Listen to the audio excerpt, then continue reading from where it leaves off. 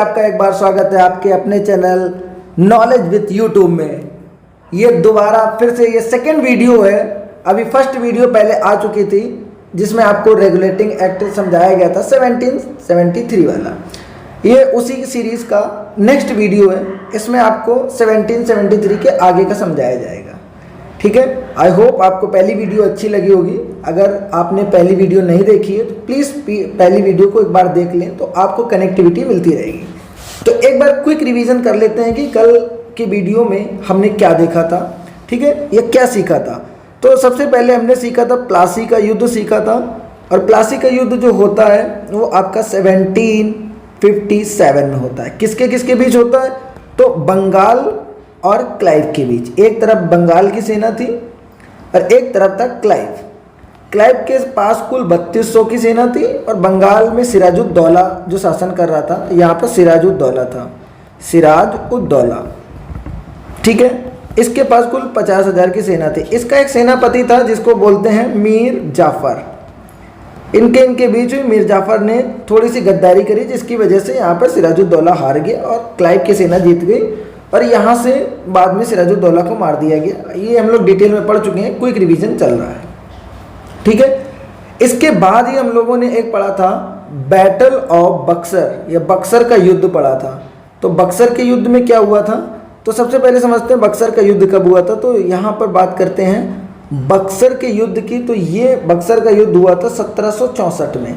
किसके किसके बीच हुआ था? इस समय अवध का नवाब था, अवध का नवाब प्लस अवध का नवाब के बाद यहाँ पर मुगल शासक था जिसका नाम था, मुगल शासक जो था वो शाह आलम द्वितीय था। ठीक है, शाह आलम सेकंड करके था और मीर कासिम, मीर कासिम। ठीक है, मीर कासिम उस समय बंगाल का नवाब या सेना नायक हुआ करता था। ठीक है, और ये तीनों एक तरफ थे, इनकी संयुक्त सेना एक तरफ थी, दूसरी तरफ जो था वो यहाँ पर आपके अंग्रेज थे, अंग्रेजों के बीच हुआ था। बक्सर का युद्ध जब खत्म हुआ तो बक्सर के युद्ध के बाद यहाँ पर इलाहाबाद की संधि हुई थी, इलाहाबाद की संधि। ठीक है, जिसको इलाहाबाद की संधि भी बोलते हैं, इलाहाबाद की संधि। इलाहाबाद की संधि जो आपकी 1765 में हुई थी, फरवरी का टाइम चल रहा था, फरवरी 1765 में हुई थी। और इसमें क्या किया गया था कि अवध के नवाब के ऊपर 50 लाख रुपए का चार्ज लगाया गया था कि तुम्हारी वजह से हम लोगों का लॉस हुआ है, तुमने युद्ध किया इसकी वजह से लॉस हुआ है, तो 50 लाख रुपए जो है ये हट जाने के तौर पर इसने कंपनी को दिया। और इसका कुछ क्षेत्र था जिसको बोलते हैं इलाहाबाद क्षेत्र और कारा क्षेत्र, ये मुगल बादशाह शाह आलम द्वितीय को दे दिया था। वहीं मुगल जो बादशाह था शाह आलम द्वितीय, इससे बंगाल का और बंगाल उड़ीसा बिहार का दीवानी अधिकार प्राप्त कर लिया था, मतलब टैक्स कलेक्शन वगैरह का अधिकार प्राप्त कर लिया था। इसके बदले में इसको मुगल बादशाह को 26 लाख रुपए दिए गए थे। और दूसरी चीज़ कि बंगाल बिहार और उड़ीसा में प्रशासनिक कार्य भी कंपनी ही देखने लगी थी। अगर प्रशासन वहाँ का देख रही है तो प्रशासन के बदले में 53 लाख रुपए ईयरली के हिसाब से मुगल बादशाह से लिए गए थे। तो हम लोगों ने बैटल ऑफ प्लासी और बैटल ऑफ बक्सर का एक बार क्विक रिवीजन कर लिया है। वही अगर देखते हैं तो इसके बाद हम लोगों ने पढ़ा था रेगुलेटिंग एक्ट ऑफ 1773। ठीक है, अब रेगुलेटिंग एक्ट ऑफ 1773 क्या था, इसको एक बार क्विक समझ लेते हैं। तो देखिए, रेगुलेटिंग एक्ट जब आया था 1773 की बात करते हैं तो ये कंपनी को रेगुलेट करने के लिए आया था। रेगुलेट करने के लिए इसलिए आया था क्योंकि इस समय भ्रष्टाचार हो रहा था, कंपनी की स्थिति जो थी, आर्थिक स्थिति बहुत ज़्यादा खराब थी, इसलिए इसको रेगुलेट करने के लिए आया था। ये आया था 1773 में रेगुलेटिंग एक्ट। ठीक है, रेगुलेटिंग एक्ट आया था। इसमें क्या था, ये पहली बात तो ये फर्स्ट रेगुलेटिंग एक्ट था, फर्स्ट रेगुलेटिंग एक्ट था। दूसरी बात क्या करते हैं, जो बंगाल का गवर्नर हुआ करता था उस समय, उस बंगाल के गवर्नर को गवर्नर जनरल ऑफ बंगाल बोला जाने लगा था उसमें। ठीक, और ये पहला स्टेप था सेंट्रलाइजेशन का। इसमें जो भी मद्रास और बम्बई, इसके जो गवर्नर थे वो बंगाल के गवर्नर के अधीन हो गए थे। तो इतना कुछ हम लोगों ने देखा था। हाँ, एक चीज़ और, 1774 में इसी के तहत कलकत्ता में एक उच्चतम न्यायालय की स्थापना करी गई थी। उच्चतम न्यायालय की मतलब सुप्रीम कोर्ट की स्थापना करी गई थी। ठीक है, सुप्रीम कोर्ट की स्थापना करी गई थी कलकत्ता में। और इसके मुख्य न्यायाधीश जो बने थे वो एलिजा एम्फे बने थे, उनके साथ में 3 और जज थे, टोटल मिला के 4 लोगों की टीम थी। तो ये रेगुलेटिंग एक्ट शॉर्ट में समझ लिया है, बाकी हम लोग और डिटेल में पीछे पढ़ चुके हैं, तो उसको प्लीज़ वीडियो देख लें जो लोग अभी नए जुड़े हुए हैं। ठीक है, आज हम लोग पढ़ने वाले हैं कि 1773 का रेगुलेटिंग एक्ट था, उसके बाद जो एक्ट आए हैं या जो भी कानून पारित किए गए हैं वो क्यों आए हैं और क्या क्या उनमें प्रावधान थे। तो उसके पहले हम लोग एक बार समझ लेते हैं कि जो ये 1773 का रेगुलेटिंग एक्ट था इसमें कुछ कमियां थी, इस कमियों को ठीक करने के लिए ही आगे के कानून नियम सब कुछ आए थे। ठीक है, तो सबसे पहले कमियों को समझने का प्रयत्न करते हैं। सबसे पहले क्या था कि इसमें अगर मान लीजिए कि कभी ऐसा होता है कि गवर्नर जो भी गवर्नर जनरल था उसका जो काउंसिल था, मैंने बताया था कि काउंसिल ऑफ 4 नाम से गवर्नर जनरल को सहायता करने के लिए एक 4 लोगों को सदस्यों की टीम बनाई गई थी। 4 मेंबर थे, 4 मेंबर। ठीक है, काउंसिल ऑफ इसको 4 बोलते थे, काउंसिल ऑफ 4, काउंसिल ऑफ 4। इसमें क्या गवर्नर जनरल भी था, गवर्नर जनरल ये था और 4 लोग और थे। इसमें गवर्नर जनरल को असिस्ट करने के लिए, मतलब उसकी हेल्प करने के लिए था। और दूसरी तरफ अभी आपने सीखा है कि सुप्रीम कोर्ट की स्थापना की गई थी। अब सोचिए अगर इन दोनों में मतभेद हो जाता है, इन दोनों में किसी चीज टॉपिक को लेकर मतभेद हो जाता है मान लीजिए, तो कौन ज़्यादा पावरफुल होगा इस चीज को क्लियर नहीं बताया गया था ये 1773 के रेगुलेटिंग एक्ट में, पहली चीज। दूसरी चीज थी कि अगर मान लीजिए कि कोई भी जैसे सुप्रीम कोर्ट है, इसमें किसी व्यक्ति का वो आया, किसी व्यक्ति को दोषी ठहराया गया, मान लीजिए किसी इंडियन को दोषी ठहराया गया, तो उसमें सुप्रीम कोर्ट, अब देखिए सुप्रीम कोर्ट के जो भी न्यायाधीश थे वो सारे फॉरेनर थे। तो अब इसके तहत जो मुकदमा, जो केस वगैरह चलेगा, जो इसका निर्णय होगा ये ब्रिटेन के नियम के अनुसार होगा, ब्रिटेन का लॉ यहाँ पे चलेगा। ठीक है, ब्रिटेन का लॉ चलेगा या इंडियन लॉ चलेगा, ये कौन सा लॉ चलेगा, ये इंडियन लॉ चलेगा, ये डिसाइड नहीं था। ठीक, तो 2 कमियां आपको यहाँ पे क्लियर दिखाई पड़ी। एक कि अगर काउंसिल ऑफ 4 या जो भी ये असिस्ट करने के लिए, उसको हेल्प करने के लिए गवर्नर जनरल की काउंसिल बनी थी, उसको हेल्प करने के लिए, ये और सुप्रीम कोर्ट के बीच में अगर कोई मतभेद होता है तो कौन ज़्यादा पावरफुल होगा, इस चीज़ का कोई वर्णन नहीं था। दूसरी चीज़ कि जो भी सुप्रीम कोर्ट बना था, इसमें जो भी व्यक्ति के खिलाफ जो भी निर्णय लिया जाएगा उसमें इंडिया के लॉ लिए जाएंगे या फिर ब्रिटेन के लॉ वर्क करेंगे, ये चीज़ क्लियर नहीं थी। और वहीं अगर तीसरी बात करते हैं तो जो देखिए गवर्नर जनरल जो था, गवर्नर जनरल वो इस काउंसिल के निर्णय के लिए बाध्य था। जो काउंसिल बोलेगी वैसा ही गवर्नर जनरल को करना पड़ेगा, ये एक बाउंडेशन था इनके ऊपर, गवर्नर जनरल के ऊपर इतना बाउंडेशन था। तो एक ये और थी। और एक चीज़ बता देते हैं आपको, मैंने एक बताया था कि यहाँ से सेंट्रलाइजेशन, इसके पहले देखिए 1773 के पहले विकेंद्रीकरण था। विकेंद्रीकरण का मतलब शक्तियाँ, जो पावर थे वो अलग अलग लोगों के पास थे। जैसे बंगाल के पास अलग था, मद्रास के पास अलग था, ठीक है, और बम्बई के पास, ये मुंबई के पास अलग था। ठीक है, तो सभी गवर्नर्स के पास पावर थे। 1773 में सारी की पावर, ये बॉम्बे की जो पावर है, ठीक है, ये सारी की सारी पावर इसको बे ऑफ बंगाल वालों को दे दी गई थी, बंगाल के गवर्नर को दी गई थी। अब ऐसा होता था कि जैसे मान लीजिए कि ये उस समय इतनी कनेक्टिविटी तो थी नहीं, कोई भी न्यूज़ पहुंचने में जो है वो टाइम लगता था। तो ये जो बंगाल के गवर्नर थे इनके लोग बात ही नहीं मानते थे, मद्रास और बॉम्बे वाले। जब तक जो काम करना होता था तब तक कर देते थे, बाद में बोलते थे हमें तो पता ही नहीं चला आपने क्या बोला था। तो कुछ इस तरीके का माहौल था। तो 3-4 कमियां यहाँ पर थी। ठीक है, इन कमियों को दूर करने के लिए एक आता है, इन कमियों को दूर करने, सेटल करने के लिए यहाँ पर आता है 1781 का संशोधन अधिनियम, या इसी को बोलते हैं एक्ट ऑफ सेटलमेंट। तो सबसे पहली बात, अगर एक्ट ऑफ सेटलमेंट क्यों आया था, तो 1773 का जो रेगुलेटिंग एक्ट था उसकी कमियां, उसकी खामियां जो थी उसको ठीक करने के लिए आया था। इसको बंदोबस्त कानून भी बोलते हैं। अब इस कानून में क्या क्या प्रावधान किए गए, अब देखिए, अभी आपको मैंने बताया था कि ये कमियों को दूर करने के लिए आया था और वो कमियां बताई। अगर कमियों को दूर करने के लिए आया, वो कमियां बताई, तो इस संशोधन में उन कमियों को दूर किया गया होगा। आप इतनी चीज़ तो थोड़ा सा आइडिया लगा सकते हैं। तो सबसे पहले देखते हैं, देखिए कानून में गवर्नर जनरल और काउंसिल को सर्वोच्च न्यायालय के क्षेत्राधिकार से बरी अथवा मुक्त कर दिया गया। मतलब इसका समझिएगा क्या है कि मान लीजिए कि गवर्नर जनरल और काउंसिल ऑफ 4 ये कोई भी कांड करते हैं तो इनके खिलाफ सर्वोच्च न्यायालय में कोई भी मुकदमा वगैरह नहीं चलेगा। ये सर्वोच्च न्यायालय के न्याय क्षेत्र से बाहर थे। या दूसरी चीज़ इसी में बोलते हैं, मान लीजिए कंपनी का कोई वर्कर है, जैसे कंपनी का कोई सैनिक है, कोई वर्क हो रहा है या कहीं पर मान लीजिए सेपरेशन करना है, किसी को पकड़ के लाना है या किसी के खिलाफ कार्रवाई करनी है, इसने किसी को गोली मार दी तो उस समय इसको सजा वगैरह नहीं होगी, इस पे मुकदमा वगैरह नहीं चलेगा। ये भी सर्वोच्च न्यायालय के क्षेत्राधिकार से बाहर है।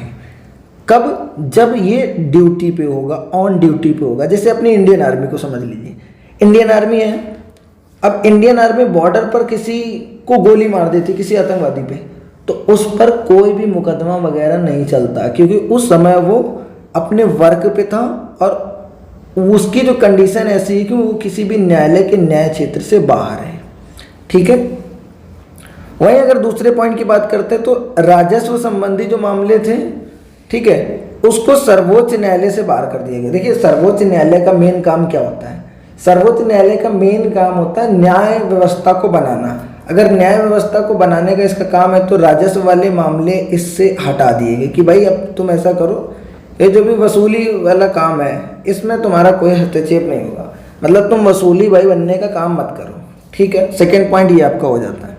वही अगर थर्ड पॉइंट की बात करते हैं, देखिए अभी मैंने एक बार बताया था कि अगर कोई भी व्यक्ति पकड़ा जाता है या उसके ऊपर कोई केस होता है तो उस पर ब्रिटेन का कानून चलेगा या इंडिया का कानून चलेगा, ये चीज़ क्लियर नहीं थी।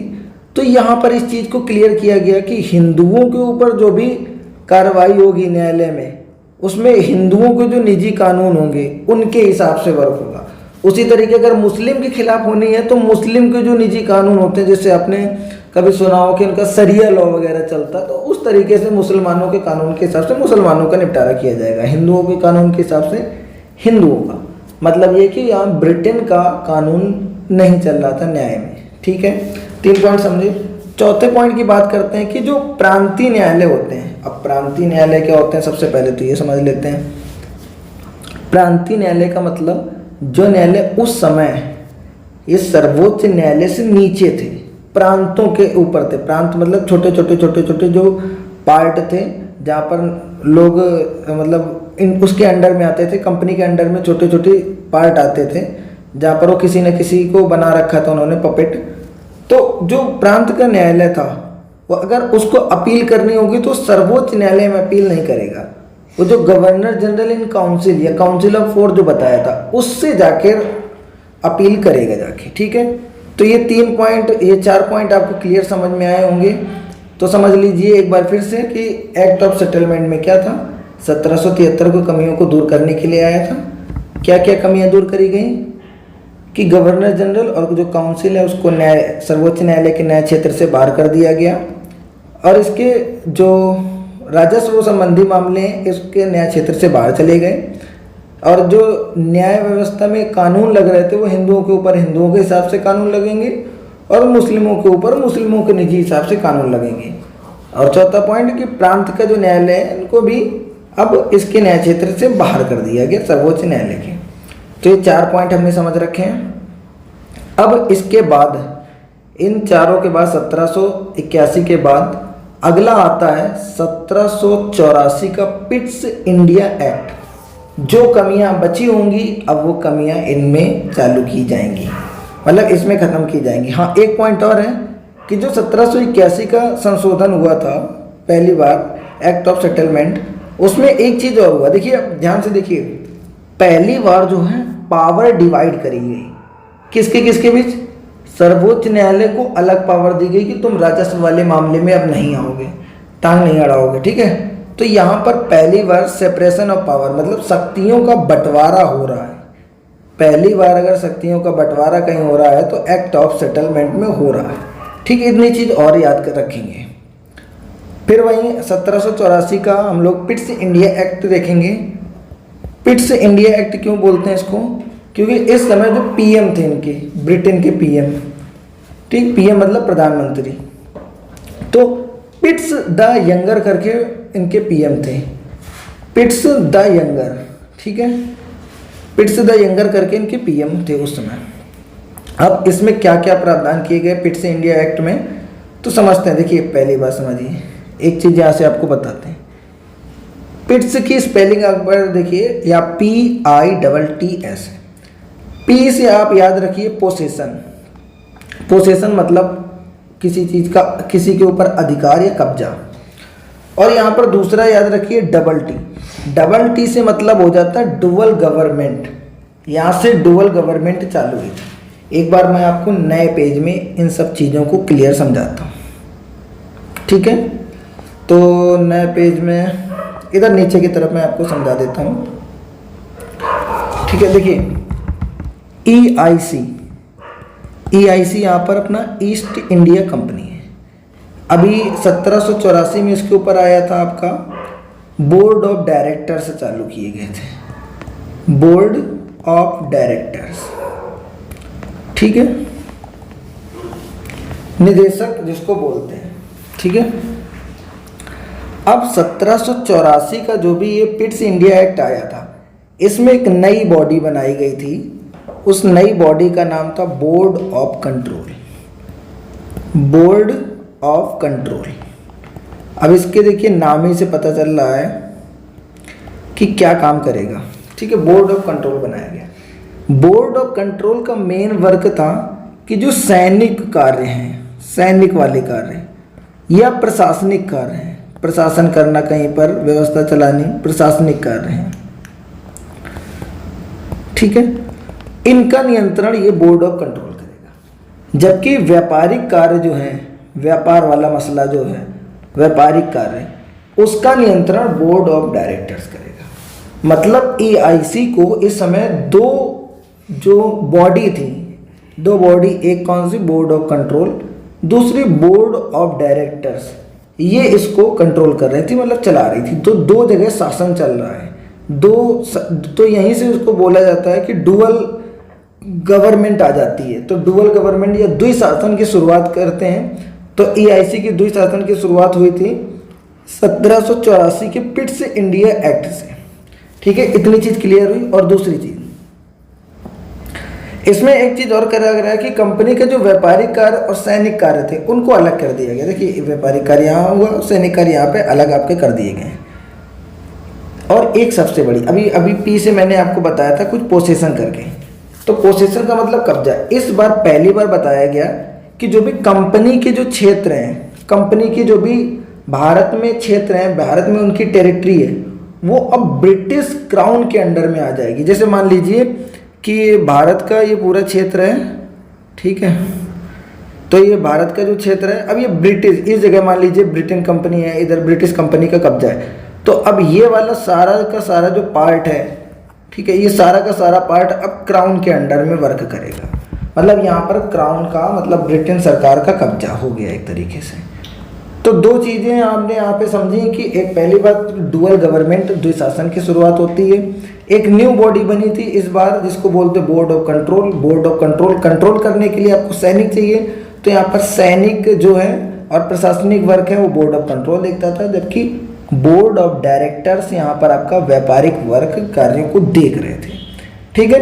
तो ये चीज़ें इतनी आप समझ में आई होगी थोड़ी सी। अभी हम लोग क्या करते हैं, इसको पॉइंट वाइज देख लेते हैं और भी सारे जो पॉइंट्स हैं।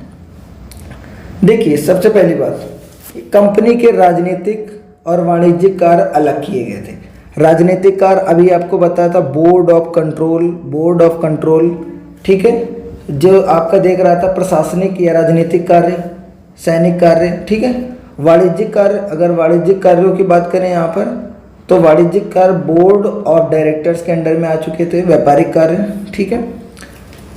सेकेंड पॉइंट देखते हैं फिर से कि जो भी निदेशक मंडल था वह व्यापारिक कार्य करता था। निदेशक मंडल की यहाँ पे अगर बात करते हैं तो ये बोर्ड ऑफ डायरेक्टर्स हैं, ठीक है। और राजनीतिक मामलों के लिए, मतलब राजनीतिक मामलों से अगर बात करते हैं यहाँ पर, तो फिर से वही प्रशासनिक मामलों के लिए नया बोर्ड बनाया गया था ठीक है, नियंत्रण बोर्ड जिसको बोलते हैं, बोर्ड ऑफ कंट्रोल, इसका गठन किया गया था। अब मैंने बताया दो बॉडी अगर वर्क कर रही हैं तो डुअल गवर्नमेंट हो जाती है। द्विशासन की शुरुआत पहली बार यहीं से होती है 1784 के रेगुलेटिंग एक्ट से। ठीक है, तो अभी इतनी चीज़ क्लियर हो चुकी है। अभी ये पॉइंट भी मैंने बता दिया है कि अगर बोर्ड ऑफ कंट्रोल और बोर्ड ऑफ डायरेक्टर्स क्या क्या वर्क करते थे। और दूसरी चीज़, नेक्स्ट पॉइंट की अगर बात करें तो देखिए, ब्रिटिश कंपनी की, ईस्ट इंडिया कंपनी की जो भी क्षेत्र थे भारत में, जो भी इसके कंपनी के अधीन जो क्षेत्र थे, और ब्रिटिश अधिपत्य क्षेत्र हो गए थे, मतलब ब्रिटिश शासन के अंदर में आ चुके थे, उसने उनको अपने कंट्रोल में ले लिया था। ठीक है, अगले अगर बात करते हैं तो देखिए, कंपनी के कार्यों पर प्रशासनिक नियंत्रण प्रदान किया गया। मतलब इसको पूरा ब्रिटेन सरकार ने कंपनी को अपने अंडर में ले लिया कि अब मैं इसको पूरी तरीके से कंट्रोल करूँगी।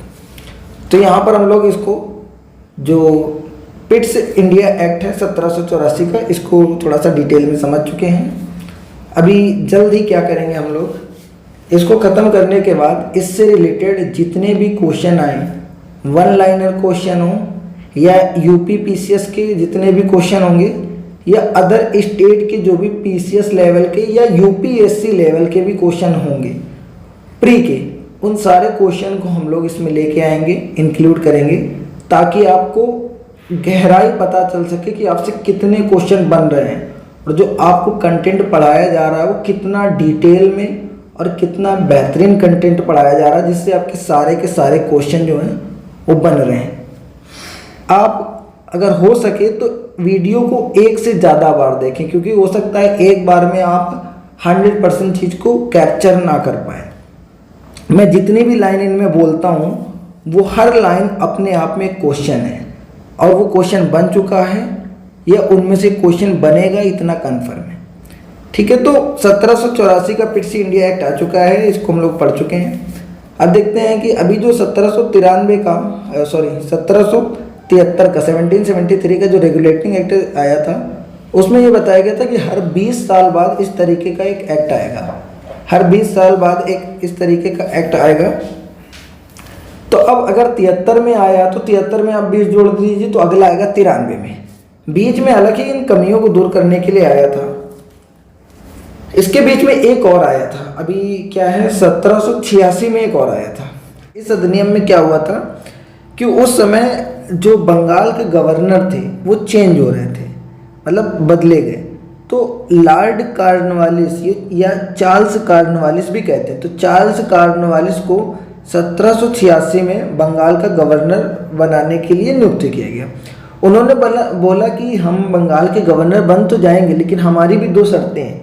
तो दो शर्तें क्या हैं? सबसे पहले देखिए कि जो भी काउंसिल था, काउंसिल ऑफ फोर जिसको बोलते थे, गवर्नर जनरल इन काउंसिल बोलते थे, उसके निर्णय मानने या ना मानने के इनके पास अधिकार होगा। इनके पहले क्या सिस्टम था, इनके आने के पहले, कि जो काउंसिल ऑफ फोर, जो गवर्नर जनरल इन काउंसिल जो निर्णय लेगा, गवर्नर जनरल को उसे मानना पड़ेगा। लेकिन इन्होंने बोला कि भाई देखिए, हमारे हाथ में होना चाहिए कि गवर्नर जनरल इन काउंसिल का हमें बात माननी है या नहीं माननी है, ये हमारे कंट्रोल में दिया जाए। दूसरी चीज़ कि जो भी सेना है उसका इन्हें मुख्य चीफ बनाया जाए, मतलब पूरा सेना का कंट्रोल इनके हाथ में रहे। जैसे कि ये पुलिस में इन्होंने खास सुधार किया, पुलिस में, भ्रष्टाचार में, और नाक कान वगैरह उस समय जैसे काट दिए जाते थे किसी कानून को लेकर, मतलब किसी दोष को लेकर, तो ये सब काफ़ी चीज़ों में उन्होंने सुधार किया था। तो 1700 देखिए, पहली बार अगर रेगुलेटिंग एक्ट आया है 1773 में, तो जाहिर है अगर पहली बार कोई चीज़ होगी तो उसमें कमियां बहुत होती हैं। तो उन कमियों को दूर करने के लिए 1781 आया, 1784 आया, बाद में कॉर्नवालिस के टाइम पर एक 1786 आया। अब वैसे 1773 के बाद 20 साल में आना था, मतलब 1793 में एक अगला रेगुलेटिंग एक्ट आना था। याद रखिएगा कि जो 1781, 1784 और 1786 की ये अधिनियम है, ये रेगुलेटिंग एक्ट नहीं थे। ठीक है, 73 के बाद के जो भी बीच में आए 81, 84 और 86, ये जो थे रेगुलेटिंग एक्ट नहीं थे। इतना आपको याद रखना है, वरना आपको इन पर क्वेश्चन बना के फंसाया जा सकता है। ठीक है, 1793 का अगला जो आया था रेगुलेटिंग एक्ट या चार्टर अधिनियम आया था 1793 का। ये चार्टर अधिनियम या ये भी रेगुलेटिंग एक्ट था, ये रेगुलेटिंग एक्ट था, ठीक है। ये रेगुलेटिंग एक्ट 1793 का था। इसमें क्या किया गया था, सबसे पहले आप समझिएगा कि थोड़ा सा इसकी गहराई को हम लोग समझेंगे कि जैसे लॉर्ड कॉर्नवालिस ने डिमांड करी थी पहले कि जो काउंसिल, गवर्नर जनरल काउंसिल है, उसके निर्णय के लिए ये बाध्य नहीं होंगे। तो इस तरीके का जो ये रूल है ये भविष्य में आने वाले सभी गवर्नरों के लिए कर दिया गया था। जितने भी गवर्नर्स बाद में बनेंगे उन सब के लिए ये कर दिया गया था रूल। गवर्नर जनरल जितने भी बनेंगे कि आप गवर्नर जनरल इन काउंसिल की बात माने या ना माने, आप फ्री रहेंगे इसके लिए। ऐसे ही प्रेसिडेंसियों के जो गवर्नर थे उनके लिए भी यही चीज़ इंक्रीज कर दी गई थी। नेक्स्ट अगर बात करें तो देखिए, अभी अगर मैं बताऊं तो एक टाइम ऐसा था कि मैंने बताया था कि बंगाल को जो है सबसे ज़्यादा पावर दी गई थी, ठीक है। बंगाल को पावर मिल गई थी किसकी किसकी, बम्बई की और मद्रास। इसके गवर्नर जो थे ना, बंगाल के गवर्नर के अधीन वर्क कर रहे थे। तो अब ये बात कभी कभी मानते नहीं थे क्योंकि कनेक्टिविटी उतनी अच्छी थी नहीं, तो वो पहुंच नहीं पाते थे बंगाल के गवर्नर, तो बात नहीं मानते थे। तो उसमें इंक्रीजमेंट ये किया गया कि अगर कभी ऐसा होता है कि बंगाल की गवर्नर स्वयं यहाँ उपस्थित हो जाते हैं जाके बिहार या बम्बई या मद्रास में, बम्बई या मद्रास में अगर स्वयं उपस्थित हो जाते हैं, प्रेजेंट हो जाते हैं, तो बम्बई और मद्रास के गवर्नर्स की पूरी पावर इनके हैंड में आ जाएगी। मतलब कि बंगाल के जो गवर्नर थे इनकी पावर में और इंक्रीजमेंट किया गया। अगर ये डायरेक्ट जाकर बम्बई या मद्रास में चले जाते हैं तो बम्बई या मद्रास के जो गवर्नर है उसकी पावर जो है वो ज़ीरो हो जाएगी और उसकी पूरी पावर ऑटोमेटिक बंगाल के गवर्नर के अंडर में आ जाएगी, ठीक है। तो इतना ही चेंजमेंट हुआ था। अगला क्या है कि 20 वर्ष के लिए, देखिए हर 20-20 वर्ष के लिए पावर बढ़ाई जा रही थी। तो जो 20 वर्ष के लिए था, इसको जो व्यापार था, अभी देखिए क्या है, अभी तक ईस्ट इंडिया कंपनी का सब कुछ चल रहा है। तो ईस्ट इंडिया कंपनी का जो व्यापार की मोनोपोली चल रही, एकाधिकार चल रहा, मतलब ब्रिटेन से दूसरी कोई भी कंपनी इस समय तक नहीं भेजी गई थी, ठीक है, कि जाइए व्यापार कीजिए। तो फिर से 20 साल के लिए और बढ़ा दिया गया कि 20 साल तक अभी तुम्हारी कंपनी ही, मतलब ईस्ट इंडिया कंपनी ही यहाँ पर व्यापार करेगी। 20 साल तक और बढ़ा दिया गया, मतलब 1793 में इसको 20 वर्ष के लिए और बढ़ा दिया गया।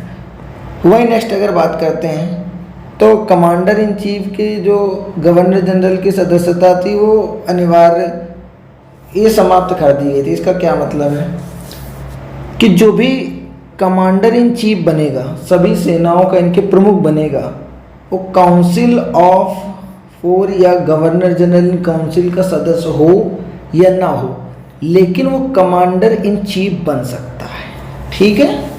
एक ये पॉइंट है।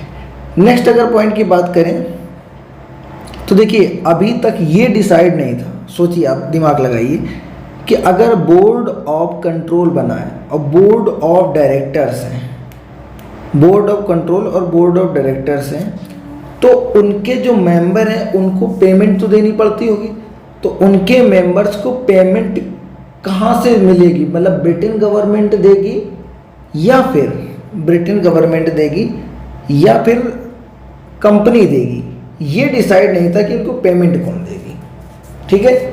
अभी तक जो भी हम लोगों ने पढ़ा था 1773 में, इसमें ये डिसाइड नहीं था, या 1784 के एक्ट में ये डिसाइड नहीं था कि इनको पेमेंट कहाँ से मिलेगी। तो इस 1793 में 1793 में ये डिसीजन लिया गया कि जो भी ये होम गवर्नमेंट है, मतलब बोर्ड ऑफ कंट्रोल और बोर्ड ऑफ डायरेक्टर्स, इसके सदस्यों का जो वेतन है वो भारत में जो व्यापार करने वाली कंपनी है ईस्ट इंडिया कंपनी, जो भारत में इसको लाभ हो रहा है उसी से दिया जाएगा। मतलब कि ईस्ट इंडिया कंपनी ही इनको वेतन देगी। इसका मतलब ईस्ट इंडिया कंपनी के ऊपर अब जो है वो लोड बढ़ा दिया गया और खर्चे का लोड बढ़ा दिया गया। अब ईस्ट इंडिया कंपनी इनसे बड़ी चोर, ठीक है, मतलब इतनी बड़ी चोर लेमार की पूछिए मत। अब ये क्या करेगा इसको समझिएगा ज़रा ध्यान से। अगर आप इसको स्क्रीनशॉट लेना चाहते हैं तो एक बार आप देख सकते हैं इसको स्क्रीनशॉट, ठीक है। अब यहाँ पे समझिएगा, यहाँ से बहुत ही समझ लीजिए कि बहुत ही ज़्यादा ज़रूरी यहाँ से एक पॉइंट्स निकल के आता है। अब देखिए कंपनी के ऊपर जो है जिम्मेदारियाँ बढ़ा दी गई, खर्च बढ़ा दिए गए, तो कंपनी ने भी दिमाग लगाया। कंपनी ने दिमाग ये लगाया कि जो भी इस समय तक भारतीय व्यापारी थे उनको लाइसेंस देना चालू कर दिया। इन्होंने लाइसेंस देना चालू कर दिया, ठीक है। लाइसेंस देने लगे किनको, जो भी अदर यहाँ पर व्यापारी थे, व्यापारी, इनको लाइसेंस प्रोवाइड कर दिया कि जाइए व्यापार कीजिए, हमारी तरफ से लाइसेंस प्राप्त है, ठीक है। अब व्यापारी वगैरह क्या करने लगे कि ओपीएम ट्रेड करने लगे। ओपीएम का अगर मतलब हम लोग जाने तो यहाँ पर अफीम होता है, अफीम का व्यापार करने लगे, ठीक है। अफीम का व्यापार किधर होता था, तो ये यहाँ से ओपीएम ट्रेड की शुरुआत होती है। अगर कभी आ जाता है कि किस अधिनियम के, किस चार्टर एक्ट के द्वारा या किस रेगुलेटिंग एक्ट के द्वारा जो है ओपीएम ट्रेड मतलब अफीम के व्यापार की शुरुआत होती है, तो 1793 में होती है। अब आपको रीज़न भी पता है कि क्यों 1793 में ही होती है, क्योंकि बोर्ड ऑफ डायरेक्टर्स और बोर्ड ऑफ कंट्रोल के जो भी वेतन थे वो ईस्ट इंडिया कंपनी को ही देने के लिए बोल दिया गया था। तो ईस्ट इंडिया कंपनी ने जो भारतीय व्यापारी थे उनके ऊपर उनको मतलब लाइसेंस देना चालू कर दिया था कि अब आप भी जो है हमारी तरफ से लाइसेंस लीजिए और खूब व्यापार कीजिए, जिसका व्यापार करना हो। तो इन व्यापारियों ने जो है ओपीएम ट्रेड की शुरुआत कर दी, क्योंकि इनको भी अगर लाइसेंस लिया है तो पैसा बहुत लगाया होगा, तो पैसे को वसूल करने के लिए इन्होंने भी और भी ट्रेड की शुरुआत कर दी, ओपीएम ट्रेड की शुरुआत कर दी थी, ठीक है। अब यहाँ पर एक बार देखिए ब्रिटेन की सत्ता की कंट्रोल यहाँ पर दिखाया जा रहा है कि ब्रिटेन की सत्ता जो है किस तरीके से इसको कंट्रोल कर रही है कंपनी को। कंपनी के सभी राजनीतिक कार्य जो हैं अब ब्रिटेन की गवर्नमेंट के नाम पर हो रहे थे। अब ये चीज़ क्या है आप इसको समझिए। और मान लीजिए कि आपकी मैरिज हो रही है या आप कहीं जा रहे हैं, मान लीजिए आप जा रहे हैं, ठीक है। तो ज़्यादातर जाने के समय पूरा वर्क जो है आप कर रहे हैं, जा रहे हैं, मेहनत कर रहे हैं, कुछ भी कर रहे हैं, ठीक है। तो उस समय वर्क आप कर रहे हैं, लेकिन अगर आपके हाथ में पावर नहीं है, आप फेमस नहीं है या आप जॉब वगैरह कुछ भी ऐसा नहीं करते हैं, तो आप जाने जाएंगे अपने पेरेंट्स के नाम पर कि बोलेंगे देखिए वो उनका लड़का जा रहा है, ठीक है। तो इसी तरीके से जो भी ब्रिटेन की काम हो रहे थे, ब्रिटिश कंपनी के जो वर्क हो रहे थे, ये उनके क्राउन के नाम पर, उसकी जो भी वहाँ की ब्रिटेन की गवर्नमेंट थी उसके नाम पर कार्य किए जा रहे थे। मतलब एक तरीके से जो भी वर्क है वो कोई ब्रिटेन की कंपनी करके आएगी, लेकिन नाम किसका होगा, ब्रिटिश गवर्नमेंट का। तो ये एक यहाँ पर एक और पॉइंट इंक्लूड किया गया था। तो इतनी सारी चीज़ें आप सीखी। एक और चीज़ थी जो कोर्ट था, कोर्ट कौन सा, सुप्रीम कोर्ट। इसके भी न्यायिक कार्य और वित्तीय कार्य को अलग कर दिया गया था। न्यायिक जो कार्य थे कि न्याय कहाँ पे होगा, न्यायिक कार्य, और वित्तीय कार्य मतलब टैक्स कलेक्शन का, उसको भी अलग कर दिया गया था, ठीक है, कोर्ट के। इतने सारे पॉइंट्स आपने समझ लिए। एक बार आपको फिर से क्विक रिवीजन करा देते हैं। 1793 में क्या हुआ था, ये सेकेंड नंबर का रेगुलेटिंग एक्ट था। इसमें क्या किया गया था कि आपके जो भी गवर्नर जनरल है वो प्रेसिडेंसी की वो मानने के लिए मतलब बाध्य नहीं होंगे। जो भी गवर्नर जनरल इन काउंसिल के जो बात है उसको मानने के लिए या उनके निर्णय को मानने के लिए बाध्य नहीं होंगे। दूसरी चीज़ जो मेन पावर थी वो इसके हाथ में दे दी गई थी, ठीक है। बंगाल के गवर्नर के हाथ में पूरी पावर पहुंच गई थी। अगर वो मद्रास और बम्बई में जाकर उस समय उपस्थित हो जाता है, ठीक है। और बोर्ड ऑफ कंट्रोल और बोर्ड ऑफ डायरेक्टर्स का जो भी वेतन था वो अब कंपनी के पैसों से दिया जाएगा, भारतीय व्यापार के पैसों से दिया जाएगा। ओपीएम ट्रेड की शुरुआत हुई थी 1793 में।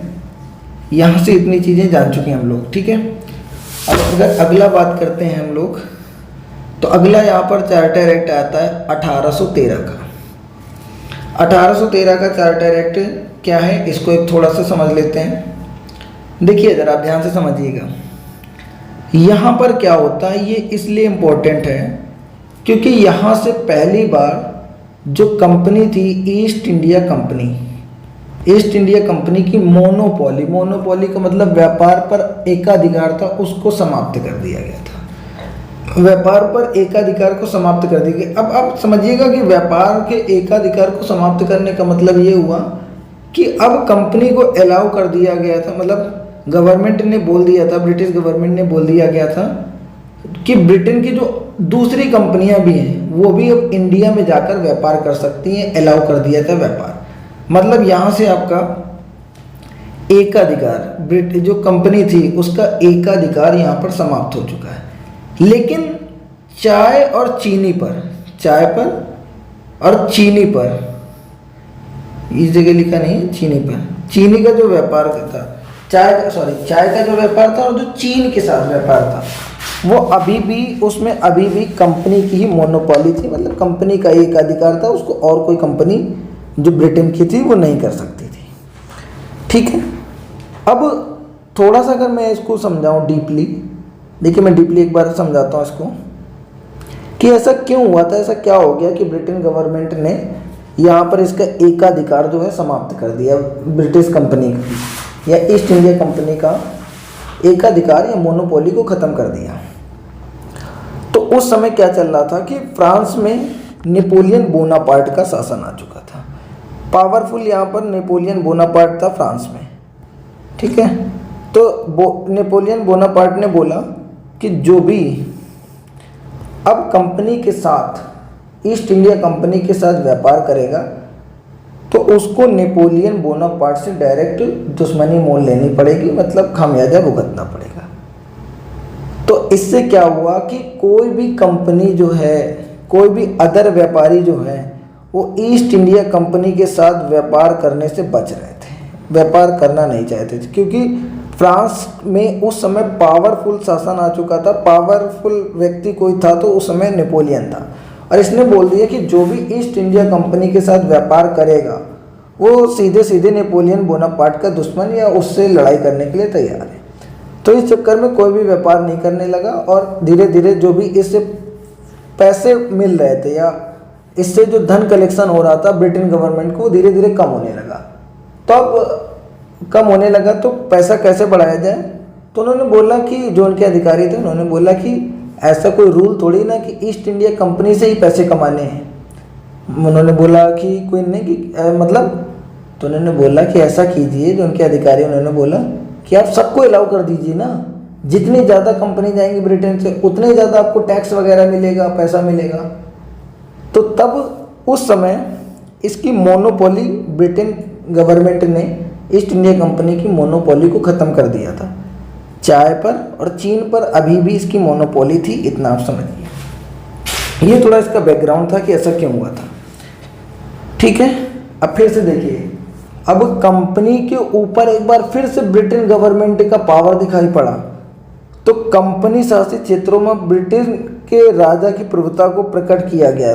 ब्रिटिश की जो कंपनी है उसकी मोनोपोली खत्म की गई, मतलब ब्रिटेन की प्रभुता को शो किया गया कि ब्रिटेन ज़्यादा पावरफुल है, कंपनी के ऊपर उसका हस्तक्षेप कितना है।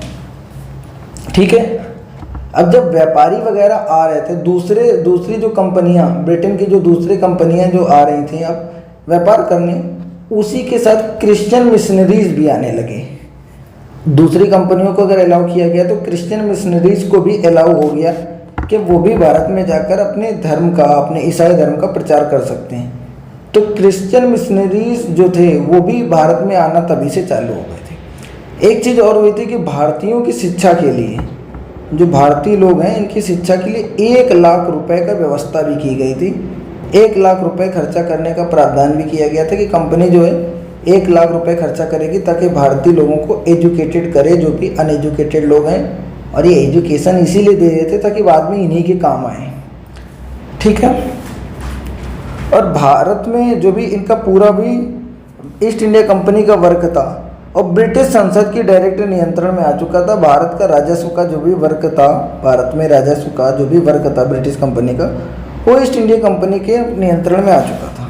तो इतने पॉइंट आपने समझे कि मिशनरीज जो थे, ईसाई मिशनरीज, वो भी आने लगे थे और शिक्षा प्रसार के लिए यहाँ पर 1 लाख रुपए की व्यवस्था की गई थी। और स्थानीय जो व्यक्ति थे, मतलब स्थानीय सरकारों को व्यक्तियों पर कर लगाने के लिए अधिकृत किया गया था। कर भुगतान नहीं करने पर दंड की व्यवस्था भी वगैरह भी की गई थी। मतलब देखिए स्थानीय जो सरकारें हैं वो तो व्यक्तियों पर कर लगाएंगे, कर नहीं देंगे तो दंड लगाने का प्रावधान करती थी।